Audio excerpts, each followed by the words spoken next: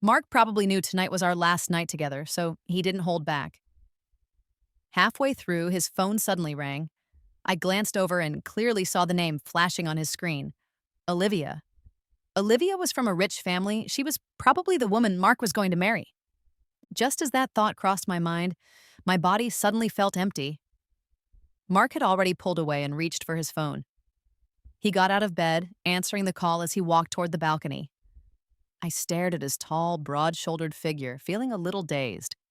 All right, I'll head over now. Give me half an hour. I had no idea what the person on the other end said. After saying that, Mark hung up and walked straight back toward me. Seeing me holding my nightgown ready to put it on, he snatched it from my hands and tossed it aside. Then he placed both hands on either side of me, leaning in. I turned away, avoiding his kiss. What's wrong? Not happy? Mark frowned. I curled my lips into a faint smile. Your fiancé is waiting for you. Mark pinched my chin between his long fingers, forcing me to look him in the eyes. Sarah, know your place. You don't get to ask me that. Of course, Mr. Anderson. I don't have a right. I looked at him and smiled. So, no, I'm not unhappy. If you won't let me kiss you, then you kiss it instead. Before leaving, Mark left a check for $10 million. He said, I'm getting rid of this apartment. Pack up and move out soon. I nodded. Okay. He walked to the door, but suddenly stopped without turning around. Sarah, even if we run into each other in the future, we act like strangers, all right? That night, I sat on the balcony, staring up at the sky for a long time. The midsummer night breeze was as stifling as this busy city. The dazzling city lights drowned out the stars. I looked for hours but couldn't find a single one. In the end, I picked up my phone and called my agent, who was far away in P City. Baby, you finally decided to call me. Do you have any idea how long I've been waiting for this? Where's the artwork you promised me? The month ends in 3 days. When are you handing it in? And the long-term collaboration with H Brand, they've been chasing me, asking when you'll sign the contract. And your illustration book's reprint. Ben, I cut him off mid-rant. I've decided to leave S City and move back to P City. What? You're going back to P City? Yes. You're leaving now? Why? What about your illustration exhibition next month? An exhibition, huh? I let out a bitter smile. Mark had made his decision. He was going to marry someone else and cut ties with me. So there were things he didn't need to know anymore. I'm canceling it. No way. Ben rejected me immediately. He had always spoiled me, indulging me unconditionally for the past 3 years. Every time I missed deadlines because of Mark, he either worked tirelessly to smooth things over or paid my breach of contract penalties out of his own pocket. A foreign film studio once offered me millions for exclusive rights to my best-selling illustration book, but I refused. Instead, I sold it to Mark's production company for $5 million less. Ben called me a hopeless fool in love 1,000 times, but in the end, he still signed the contract for me with tears in his eyes. When I skipped my very first exhibition in P City just to take care of a sick Mark, he was furious. But in front of everyone else, he smiled and handled the mess I left behind. Because of Mark, looking back now, every stupid thing I had done in the past 3 years seemed to be because of him. Sarah, listen to me, Ben said. I've let you do whatever you want with everything else, but this, I won't back down. Your exhibition in S City next month will go on as planned, and you will be there in person. His firm tone made my eyes sting with emotion. I suddenly asked why. Tell me, why did you suddenly decide to cancel it? You were the one who insisted on holding your first exhibition in S City. Because Mark is getting married and the bride isn't me. Ben let out a disbelieving laugh. I was wondering why you'd suddenly grow a conscience and call me instead of spending the night with Mark.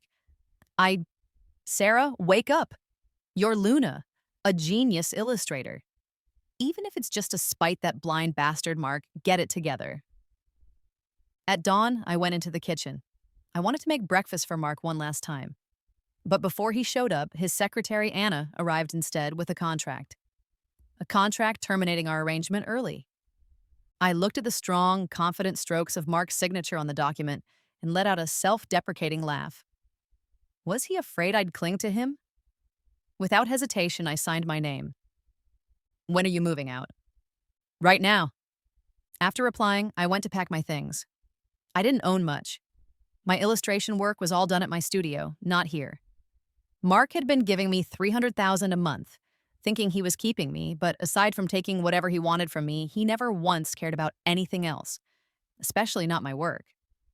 Of course, he had no idea that the highly sought-after illustrator, Luna, whose pieces sold for astronomical prices, was me.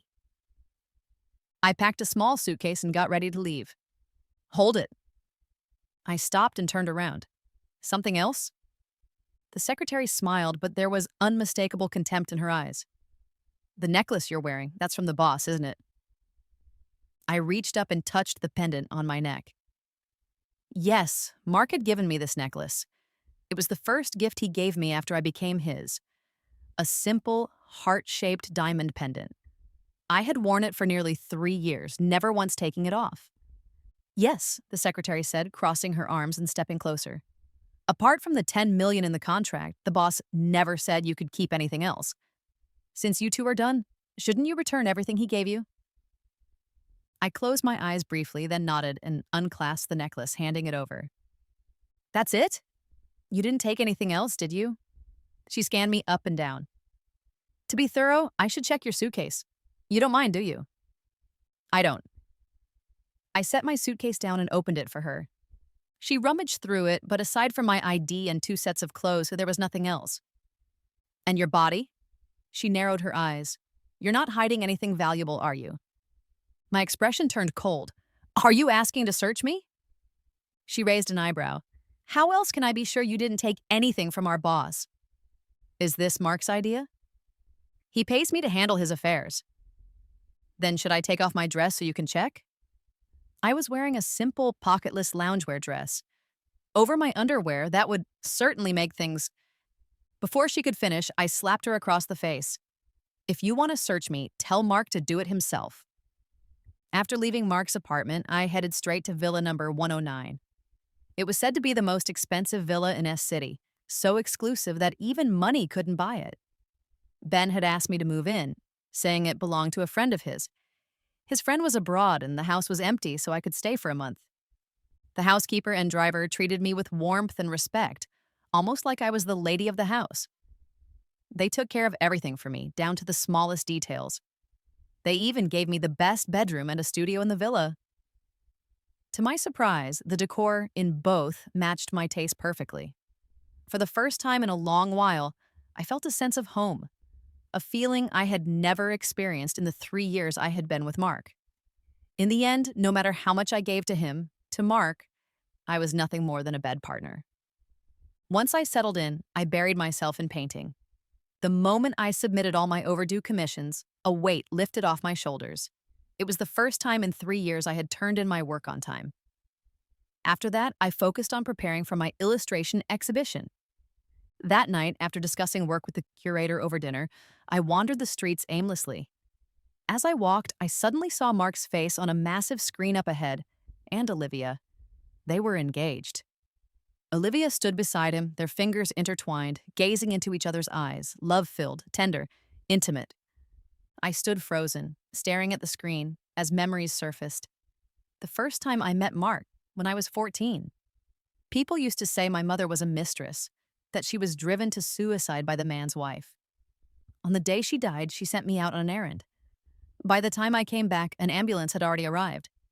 I saw them carrying her bloodied, barely breathing body into the vehicle. I didn't understand what had happened. A neighbor grabbed me, shoving me into the ambulance. I watched as the paramedics frantically tried to save her, but the blood kept pouring from her mouth and nose. I felt completely numb. It wasn't until they took her into the emergency room that I finally burst into tears. Only heaven knew how helpless and terrified I was. But then, the nurse told me I needed to pay 50,000 yuan before they could treat her. I was only 14. Where was I supposed to get that kind of money? Without thinking, I dropped to my knees, begging them to save my mom first. The nurse insisted it was hospital policy, but I had nothing. All I could do was keep begging over and over. And at my most desperate, hopeless, and miserable moment, Mark appeared, like a god descending from the heavens. He looked at the nurse and said, I'll cover the 50,000. I was stunned. By the time I came to my senses and ran after him, he was already gone. Later, the nurse told me his name was Mark Anderson, the richest man in the city. The money was paid, but my mother still didn't make it. She left behind a letter. She wasn't a mistress. When she was with my father, she had no idea he was already married. Boom! The summer sky changed as quickly as a child's mood. Before I could react, the rain poured down in torrents. I kept staring at the screen, at the couple locked in a kiss. Maybe it was the rain getting into my eyes. A warm liquid slowly welled up and spilled over. 14 to 24, 10 years, let's call it even. The 50,000 yuan paid in full. From this moment on, Mark and I had nothing to do with each other. I turned to leave, but suddenly a black umbrella appeared over my head. Startled, I whipped around. A Rolls-Royce Phantom was parked a short distance behind me. The back window rolled down, revealing two familiar faces, the same ones from the screen just now. Sarah, what a coincidence running into you here. Through the curtain of rain, Olivia smiled sweetly. Come on, get in. It's pouring. We'll give you a ride home. My gaze bypassed her and landed on Mark. He was expressionless. The moment our eyes met, his gaze turned cold, filled with unmistakable disdain. Sarah, don't just stand there, get in, Olivia urged again. I had met Olivia before. Once, at a cafe, she had approached me and struck up a conversation. We had exchanged numbers. I didn't know what I was thinking, but before I realized it, I had gotten into the car. But the moment I sat in the front passenger seat, I regretted it. Sarah, let me introduce you. This is my fiancé, Mark Anderson, and this is my friend, Sarah Lewis. At that, my entire body tensed. Only for a moment, though. I forced myself to calm down, turned back with a smile, and greeted him. Mr. Anderson, nice to meet you. His response was brief, carrying a hint of disgust. Hello. Mark, my friend is soaked. Why don't you lend her your jacket? I glanced down at myself. I was drenched, my clothes clinging to my skin, my underwear faintly visible. Phil, give her your coat. Mark's voice was cold as he ordered the driver. The middle-aged man immediately complied, taking off his jacket. I swallowed back the lump rising in my throat and forced a smile. Thank you. There was a time when just shaking hands with another man, or even talking to one, would make Mark furious. He would always make me pay for it when we got home. But now he was casually telling a 40-something driver to give me his coat. The line between us had never been clearer. In that moment, I finally understood. Mark never loved me. If he had, even just a little, how could he turn so cold, so heartless, in just a few days? Phil's coat smells like sweat. My friend can't wear that, Olivia pouted. Mark glanced at me, then reached out to tilt Olivia's chin up. Baby, you really don't mind giving your husband's coat to another woman? Baby. How many times had he called me that in the past? Ugh, you're so annoying, Olivia giggled and then turned to me. Sorry, Sarah, if you don't mind, you can just use Phil's coat for now. I don't mind. I took the coat from the driver and quickly wrapped it around myself. By the way, where do you live? We'll drop you off, Olivia asked. I told her my address. Sarah, this villa must be worth at least a few billion. Is it your boyfriend's? I never knew you had such a rich boyfriend. I smiled but didn't respond to Olivia's comment. Instead, I took off my coat and handed it to the driver. Outside the car, a servant stood holding an umbrella, waiting for me. No need, I said, just as the driver was about to take my coat. Mark's cold voice interrupted. Phil, have my secretary buy you a new one later. Yes, Mr. Anderson, the driver agreed with a grin. My hand froze in midair for a few seconds before I slowly withdrew it. I'll transfer the money for the new coat to Miss Olivia later. Thank you for giving me a ride back. With that, I opened the car door and stepped out. Out of the corner of my eye, I caught a glimpse of Mark's face, dark and stormy, just like the sky above. Hey, Sarah, we're getting married on the 27th this month. I'll have someone send you an invitation. You have to come to our wedding. The 27th? What a coincidence. That's the day of my art exhibition. Sure, I agreed without hesitation, feeling absolutely nothing inside. As soon as I got out of the car, Tara, the housekeeper, quickly held the umbrella over me, shielding me from the rain. Oh, dear Miss Sarah, how did you get so drenched? You're freezing. You'll catch a cold at this rate. Hurry inside and take a hot bath. I'll make you some ginger tea. I wasn't sure if it was the cold wind or something else, but my eyes suddenly stung with tears. Why did Tara remind me so much of my mother? That night, I was dozing off with a book in my hands when my phone suddenly rang. It was an unfamiliar number. I answered. Sarah, it's only been a few days and you've already blocked me completely? Mark's gritted voice came through the phone. At that moment, he was standing in the walk-in closet of the master bedroom where he and I had lived together for 3 years. He stared at the neatly stacked piles of cash, 3.6 million in total, and the $10 million check. His forehead veins bulged with fury. 3 years, 3.6 million plus a $10 million settlement. Not a penny more, not a penny less. And everything he had ever given me I had left behind. Every last bit of it. The drowsiness vanished instantly. I asked calmly, "Is something wrong, Mr. Anderson?" "Right now, immediately get your ass back here." "Back where?" I chuckled. "Mr. Anderson, we signed a contract." "What? Found a bigger backer and now you dare go against me?" Mark had already looked into it. House number 109, a property under Harold's name. His family wasn't just powerful in S City. Nationwide, they were untouchable. "Mr. Anderson, you must be joking." At that moment, I felt something I had never felt before, utter disappointment. My heart died completely in that instant. Not a ripple, not a single trace of emotion left for him. "If there's nothing else, Mr. Anderson, please uphold the contract and stop bothering me." "Sarah, when exactly did you start hooking up with Harold?" "What? You think just because you left all the money and the gifts behind, it erases the fact that I kept you as my mistress? That it makes it okay for you to spread your legs for Harold?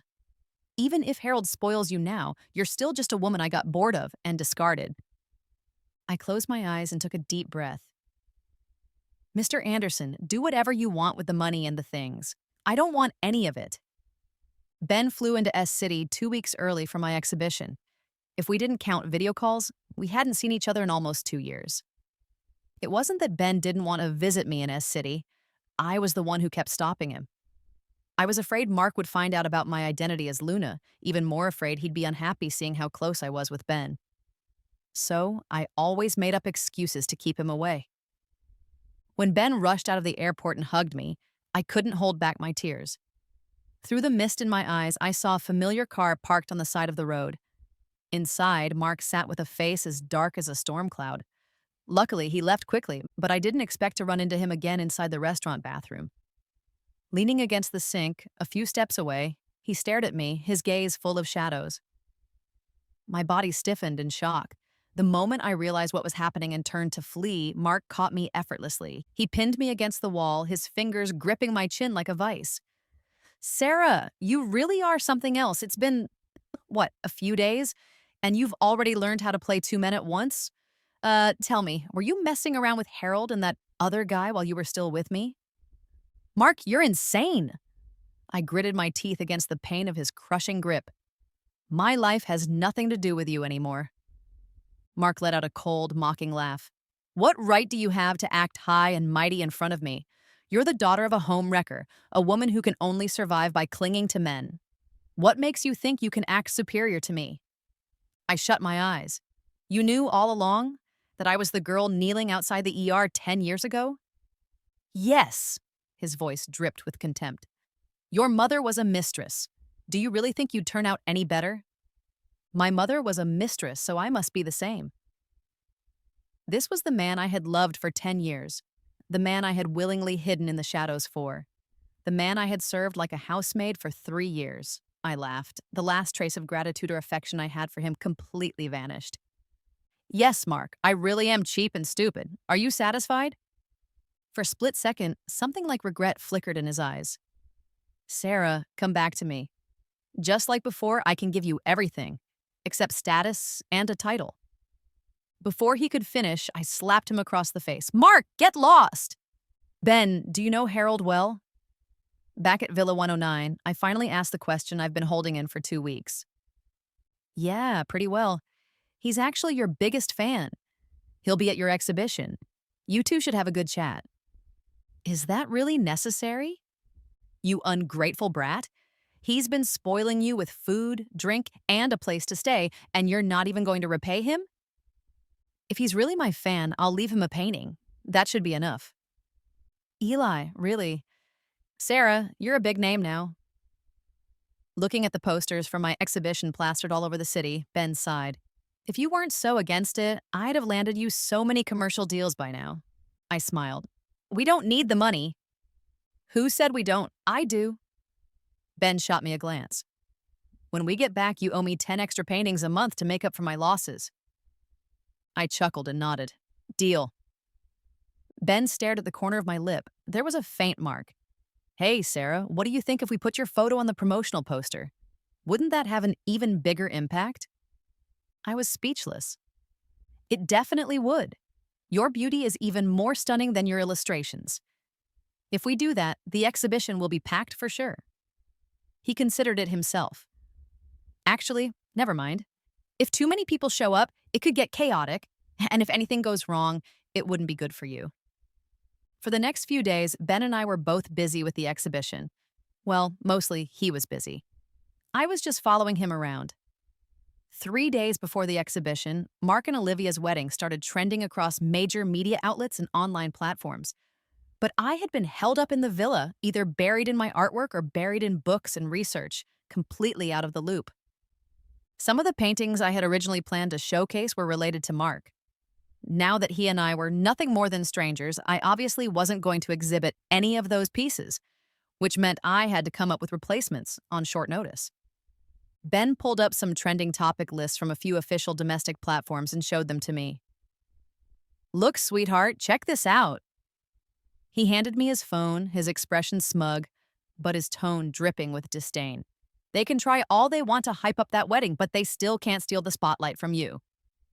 On the trending list, 3 of the top 4 spots were about me. One article reported that one of my paintings had sold for a staggering $70 million. Another claimed that someone had vowed to buy out every piece at my exhibition. As for Mark and Olivia's wedding, it barely made it into the top 10. Did you pay to put me on the trending list? Ben's eyes widened before he flicked his wrist dramatically, jabbing a finger at my forehead. You really think I'm the kind of guy who wastes money like that? Maybe it was the pressure from the upcoming exhibition, but my period came early. In the middle of the night, I woke up groggy from the cramps, clutching my lower abdomen. I headed downstairs to make myself some ginger tea. Just as I reached the stairs, I heard a rustling sound coming from downstairs, like someone rummaging through something. At this hour, could it be a burglar? The thought sent a shiver down my spine. Luckily, there was a baseball bat right by the stairs. Without hesitation, I grabbed it, held my breath, and carefully crept downstairs, following the source of the noise. The sound seemed to be coming from the kitchen. As I got closer, I saw the kitchen light was on. I tiptoed forward as quietly as possible. Sure enough, there was a shadowy figure crouched in front of the cabinets, searching through them. My eyes widened in alarm, but I didn't hesitate. Clutching the bat tightly, I charged forward. Ah! Just as I was about to swing, the man suddenly stood up and spun around. Caught off guard, I gasped in shock, stumbled back, and lost my balance. In the next second, a long arm reached out, catching me before I could fall, while another hand gently covered my mouth. I stared at the man in front of me. His features were sharp and refined, exuding an air of elegance and authority. I was momentarily stunned. Sorry for scaring you. I'm Robert. His deep, rich voice was smooth and magnetic. Robert? The owner of this villa? My eyes widened even further in disbelief. Robert let go of my mouth, his lips curling slightly into a faint smile. It's late. Let's not wake the others. Hearing his words, I glanced down. That's when I realized I was still in his arms, pressed against his broad, warm chest. I was wearing a long nightgown, so nothing was exposed, but underneath, I wasn't wearing a bra. My face instantly turned crimson. It felt like an electric shock had jolted me, and I sprang out of his arms. I quickly lowered my head, hunching my shoulders as I stammered, Sorry, I didn't know it was you. Without a bra, it was obvious. When I was with Mark, he had loved it. He could never get enough. Robert, towering over me with his height advantage, gazed down at me. I wasn't sure if he was in a good mood, but in the soft light, I could see the curve of his lips deepening into an alluring smile. I just got back and hadn't eaten yet, so I figured I'd make something. Are you hungry too? I shook my head furiously. No, I'm not hungry. Please, go ahead. I won't bother you. With that, I bolted back to my room as if my life depended on it. Leaning against the door, I clutched my wildly pounding chest. My breath came in short, rapid gasps, my face burning. I had almost completely forgotten about the pain in my abdomen. That was beyond embarrassing. Now that Robert was back and after what just happened, wouldn't it be better for me to move out? Yes, I should move out. Otherwise, I wouldn't know how to face him. Over the next few days, I decided that as soon as morning came, I'd talk to Ben about it. Crawling back into bed, the cramps returned in full force, making sleep impossible. Then, suddenly, there was a knock at the door. I tensed up, holding my breath. I made some ginger tea for you. Want some? And do you need any painkillers? Robert's voice. How did he know I was on my period? Confused, my heart started racing again. I got up, threw on a coat, and opened the door. Robert stood outside holding a tray. On it was a steaming bowl of ginger tea along with a box of painkillers specifically for menstrual cramps. I looked up at him. He looked at me. The rising steam blurred our gazes, softening the space between us. Maybe it was just my imagination, but for a moment, I thought I saw something incredibly gentle in his eyes. There's a stain on the back of your nightgown. Robert cut me off and handed me the tray. The tea might not work instantly, but the painkillers will. I took it from him. Take them and get some rest. With that, Robert turned and left. That last night, I slept soundly. When I went downstairs in the morning, I didn't see Robert, and I let out a sigh of relief. Good morning, Miss Sarah. Our sir has returned, but he left early with Mr. Ben. They asked me to tell you to have breakfast on your own. The housekeeper, Susan, was in the kitchen. Whenever she saw me, she always greeted me with a warm, affectionate smile. All right. I didn't dare ask too much. Thank you for the ginger and brown sugar tea last night. What ginger and brown sugar tea? I didn't make any for you. Did you want some? I can make it now. I froze. That thick, steaming bowl of ginger and brown sugar tea last night wasn't made by Susan? Could it have been Robert?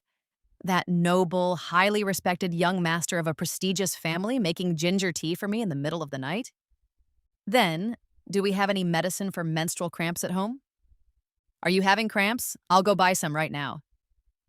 I'm an old woman, well past menopause. There's never been any other girls in this house, so why would we have that kind of medicine?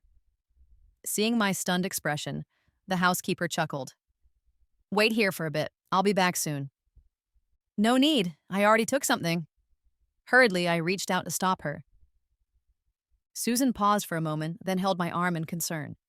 When did your period start? Is your stomach hurting? Sit down. I'll take care of breakfast. I nodded numbly, letting Susan half support, half push me to the couch in the living room. Mr. Robert is truly a good man, right? She beamed. Mr. Robert is wonderful in every way. The only problem is he's getting older but refuses to date or get married. His parents are worried sick. Robert's mother came from an aristocratic family as well as an only child. She had only one son, Robert. Naturally, he was the sole heir of both families. I smiled but didn't continue the conversation. To avoid running into Robert, I stayed in the art studio after breakfast and didn't go out. The exhibition was the day after tomorrow. Since I had some free time, I wanted to finish the painting I had planned as a gift for Robert. After much thought, I decided to make a splash ink painting for him. The canvas was quite large. I secured the paper against the floor-to-ceiling glass window. The upper part was so high that I had to stand on a stool to reach it. I was so immersed in painting that I didn't even notice when the sun had set. Even more so, I didn't realize someone was standing at the doorway. By the time I laid down the final stroke and stepped off the stool, I felt completely drained, like a deflated balloon. I was so thirsty, so hungry. I set down my brush, ready to head downstairs for food, but the moment I turned around, I locked eyes with a pair of deep, brilliant eyes that seemed to hold 1,000 stars. That gaze landed firmly on me, warm and intense. I froze. Ugh! My throat was parched. I swallowed. Mr. Robert, how long have you been standing there? An hour, maybe more? Robert stood there watching me with an unreadable smile. I didn't know what that smile meant. Feeling a bit self-conscious, I looked away. I'm starving. Is there dinner? Yes, it's been ready for a while, just waiting for you. I nodded quickly, feeling inexplicably hot in the face. Then, let's go eat. All right. To escape the awkward atmosphere, I kept my head down and hurried past him. Even though I didn't turn around, I could clearly feel Robert following behind me, keeping a steady 2-meter distance. Baby, you finally finished painting. The moment I reached the dining room, Ben's dramatic wail rang out. If you took any longer, we would have had to call it a midnight snack instead of dinner. Susan, serve the food. Robert's voice came from behind me. Soon the table was set. I was starving. I didn't care about anything else and started digging in. Hey, baby, slow down. Wipe your face. You're about to turn into an abstract painting yourself. Ben chuckled and handed me a hot towel.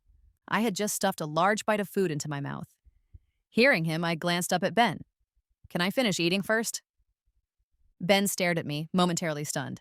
Go ahead, Robert said. After eating my fill, I finally felt better enough to talk to Robert normally. Mr. Robert, what do you think of the splash ink painting from earlier? Robert's sharp brow eased slightly.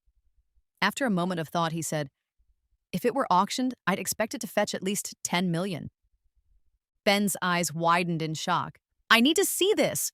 With that, he jumped up and sprinted to the second floor. I couldn't help but smile. Thank you for the compliment.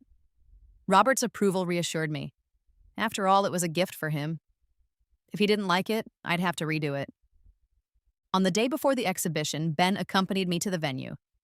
Everything was already set up and it looked spectacular. I was very satisfied. Baby, that painting from yesterday, it's incredible. What's its title? How about we set up a special display case for it? It deserves its own spotlight. I shook my head. It's called City's Night Wanderer. I'm giving it to Mr. Robert. It won't be on display. Ben blinked, then narrowed his eyes with a teasing smile. Hey, be honest with me. Do you have feelings for him? I rolled my eyes. Dear Ben, you already knocked some sense into me. I'm not going to be a love-struck fool again. Hey now, that's unfair. That scumbag Mark, he's not even worthy of Robert's pinky toe.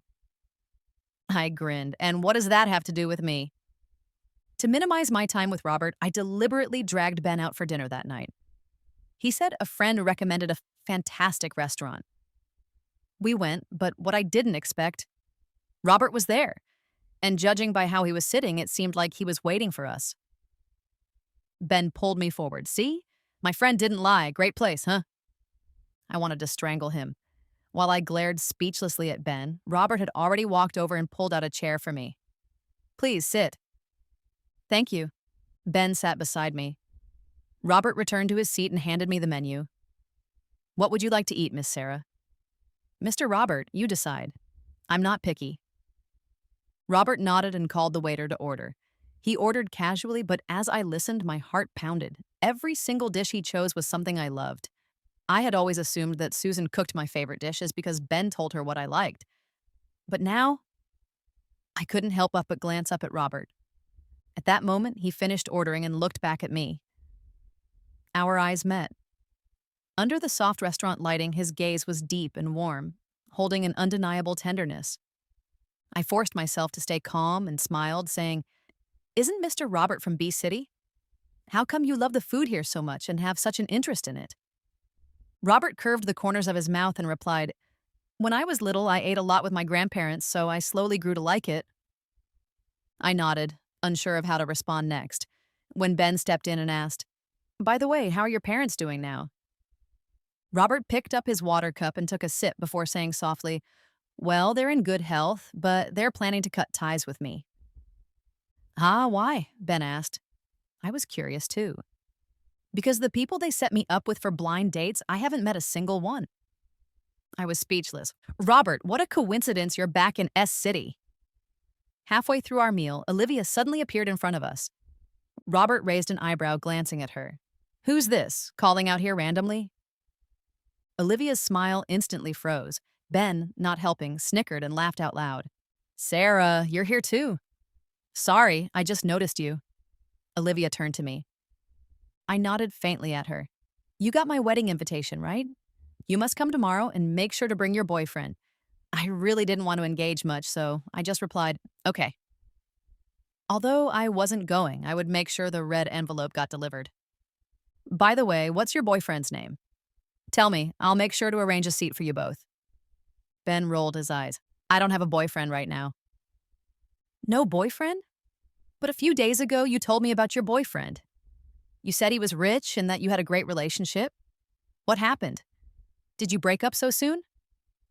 Ben couldn't hold back anymore. Olivia, right? On the way here, I saw your fiancé, Mark, holding a young girl and going into a hotel. If you hurry now, you might catch them in the act.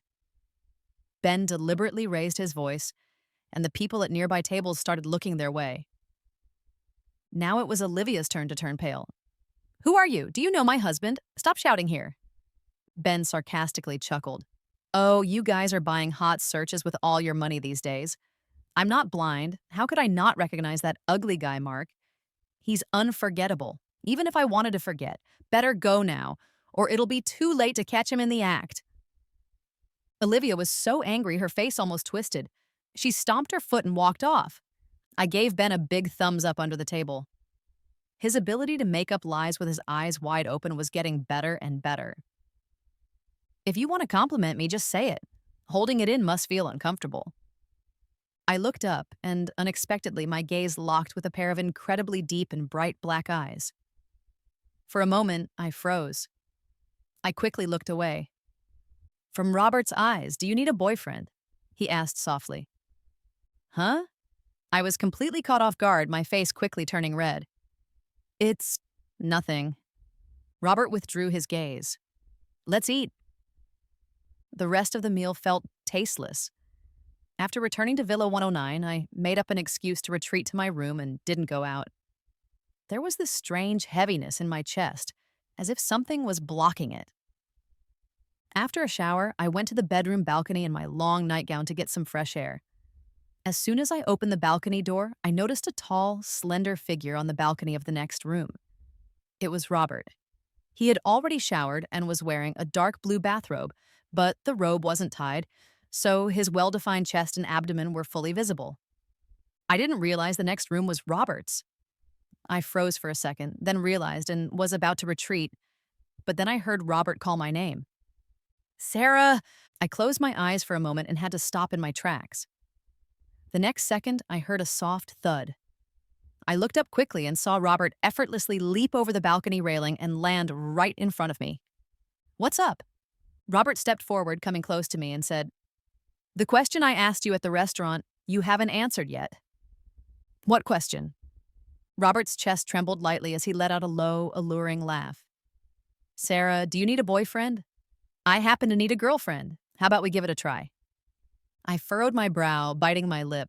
Robert, I'm not sure right now. Sarah, you don't have to answer me right away, Robert interrupted. Give me an answer after your art exhibition ends. With that, Robert lowered his head and kissed the top of my head. Then he turned and jumped back to his room's balcony. I looked over. He was looking at me too. Our eyes met and he smiled at me. The smile was gentle and full of affection. Get some rest, okay?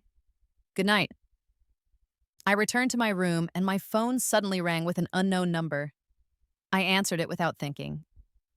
Sarah, who are you really? What's your background? When I heard Mark's voice, I initially thought he was calling to yell at me for the rumors Ben spread during dinner, but to my surprise, he was now questioning my identity. Does it have anything to do with you? I hung up the phone immediately and blocked the number. Then, I turned off my phone and went to sleep. Meanwhile, Mark threw his phone angrily across the room. For the past few days, he'd been getting people to discreetly inquire about Sarah's background from the servants. The servants said that Sarah and Robert were just friends, and so was Ben. Sarah spent most of her time in the villa painting. Sarah's paintings were really good, and Robert liked them a lot. The servants also mentioned that Sarah seemed to be busy with some art exhibition recently. Connecting that with the huge buzz around the genius artist Luna, who was holding an illustration exhibition in S City tomorrow, There were rumors that Luna was from S City, a stunning beauty, and only 24 years old. All of this perfectly matched Sarah's information. Then Mark remembered seeing Sarah sketching something in a notebook once. He started to panic, getting confused. No, no, no, he tried to convince himself. Sarah wasn't Luna, she couldn't be. Otherwise, why would she hide it from him? If she loved him so much, if she told him she was Luna, he could marry her. Because Luna's status would cover up any imperfections in her past. He'd gain so much for his family and company if he married Luna. So if she didn't say it, she couldn't be Luna. Yes, Sarah wasn't Luna. She absolutely wasn't. My art exhibition lasted for 5 days. The first day was the most important. The rest went as expected, except that Ben secretly led in a huge group of journalists without telling me. As I was wrapping up the Q&A with the reporters, suddenly a familiar figure emerged from the crowd. It was Mark. He snatched the microphone from one of the reporters and looked at me, his eyes bloodshot, gritting his teeth. "Sarah, who told you to hide your identity? Do you have any idea how much I love you?" Everyone was shocked and turned to look at Mark. All the cameras shifted to him. The news of his wedding to Olivia had been all over town for days, and now the scene was in an uproar. I froze for a moment. "Do you know who I love? It's you!" Tears fell from Mark's eyes. In the half-month we hadn't seen each other, he looked visibly more worn out. "Mr. Anderson, if I'm not mistaken, isn't today your wedding day with Miss Olivia? Did the groom end up in the wrong place?" a reporter asked. "Shut up!" Mark yelled angrily, and under the stunned gaze of the crowd, he slowly made his way toward me. Security immediately stepped in, blocking his way. "Sarah, it's been 3 years. We've been together for 3 years. Have I treated you badly? Why did you hide your identity from me?" I looked at Mark and finally snapped back to reality. "Mr. Anderson, we broke up a month ago." "That's because you lied to me. If you had told me earlier that you were Luna, I never would have broken up with you. The woman I'm marrying today would be you," Mark shouted in fury. The crowd looked at him with disdain. It was clear that by saying this, he was admitting that his reason for chasing me today was because of my Luna identity. The fans began to boo him, but Mark didn't care. He knelt down on one knee in front of me. He reached into his pocket and pulled out a small box, opening it. "Sarah, from the very beginning until now, the person I've always loved is you, and the only person I want to marry is you. Sarah, I love you. Will you marry me?" "Mr. Anderson, are you really proposing to me in front of my boyfriend? Do you think I'm dead?" Suddenly, a voice full of authority and coldness echoed through the room. I, along with the rest of the crowd, turned to look in the direction of the voice. There, Robert walked toward the stage with the grace and confidence of a king. The room instantly fell silent. "Robert, Sarah is my woman." Robert walked up to me, held me in his arms, and shot a cold, piercing glance at Mark. "She broke up with you a month ago. Her boyfriend now is me." "No, that's impossible." Mark shook his head and screamed. "Robert, Sarah doesn't love you, she loves me." "Oh, really? Then why don't you tell everyone who you're in love with right now?" I looked at Robert. His expression was gentle and affectionate. And without hesitation, I answered, "Of course it's you, Robert." Robert smiled. Under the gazes of everyone, he lowered his head and planted a deep kiss on my forehead. Amid the screams from the crowd, security forcibly pulled Mark away. But he kept staring at me, his eyes filled with desperation and tears, as if pleading. Was he regretting it? But what does that have to do with me now? Aside from that little interruption from Mark, my art exhibition went smoothly from start to finish. It achieved an unexpected level of success. Major media outlets began to cover the exhibition.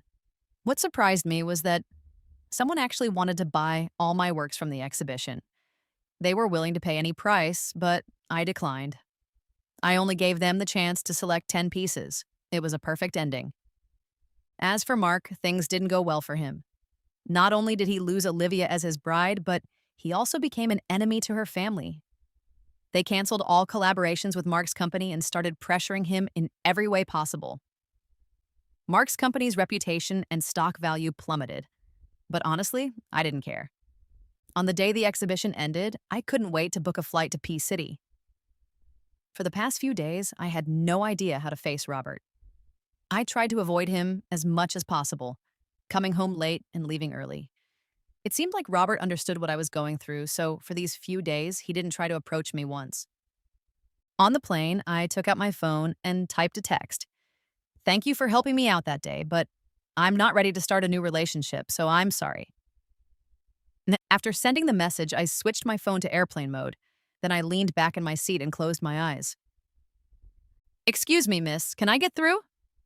Suddenly, a familiar voice echoed above my head. It was deep, rich, gentle, and magnetic, like the most beautiful cello played on the oldest and most expensive instrument. My heart skipped a beat, and I quickly opened my eyes, looking up. At the handsome face just inches away from me, I felt my eyes well up. What are you doing here? Robert lifted the corners of his mouth in a smile as warm as March sunshine. I've been in love with a girl for many years, and she's heading back to P City. I've decided to follow her there.